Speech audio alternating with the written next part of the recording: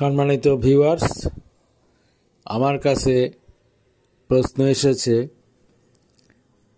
England কি atomic যুদ্ধের কারণে ধ্বংস হবে? সম্মানিত ভিউয়ার্স, শাহ নেয়ামতুল্লাহর ভবিষ্যৎবাণীতে বলা আছে ইংল্যান্ড ধ্বংস হয়ে যাবে, শুধুমাত্র ইংল্যান্ডের নাম থাকবে, দেশ থাকবে না। ধারণা করা হচ্ছে কাজটা করবে রাশিয়া। ইংল্যান্ড নিজেও বাড়াবাড়ি করছে। শাহ নেয়ামতুল্লাহর 52 নম্বর ভবিষ্যৎবাণীর প্যারাতে উল্লেখ আছে,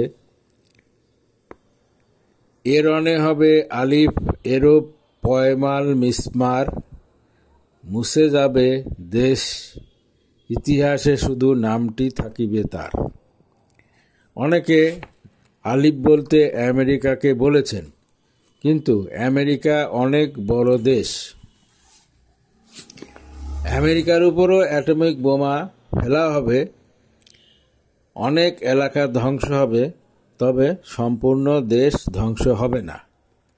অপরপক্ষে ইংল্যান্ড একটি দ্বীপরাষ্ট্র এবং এর আয়তন বাংলাদেশের 1.5 গুণের মতো। তাই ধারণা করা হচ্ছে যে দেশটি হচ্ছে ইংল্যান্ড এবং এই ইংল্যান্ড দেশটি সম্পূর্ণ ধ্বংস হয়ে যাবে।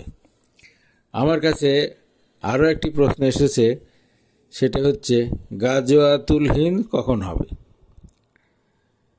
গাজওয়াতুল হিন্দ এর ব্যাপারে শাহ নেয়ামতুল্লাহর ভবিষ্যৎবাণী হচ্ছে, পাঞ্জাব কেন্দ্র অর্থাৎ কাশ্মীর থেকে যখন ভারতীয় সৈন্যরা ভেগে যাবে, এরপর ভারত অন্তর্জ্বালা অনুভব করবে। এই সময় বাংলাদেশে আক্রমণ চালাবে ভারত।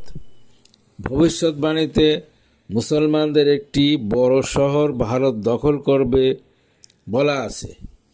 ধারণা করা হচ্ছে সেই শহরটি হবে চট্টগ্রাম। ভারত বাংলাদেশ আক্রমণ করলে গাজওয়াতুল হিন্দ শুরু হবে। গাজওয়াতুল হিন্দ চলাকালে 3য় বিশ্বযুদ্ধ শুরু হবে। আল্লাহ ভালো জানেন।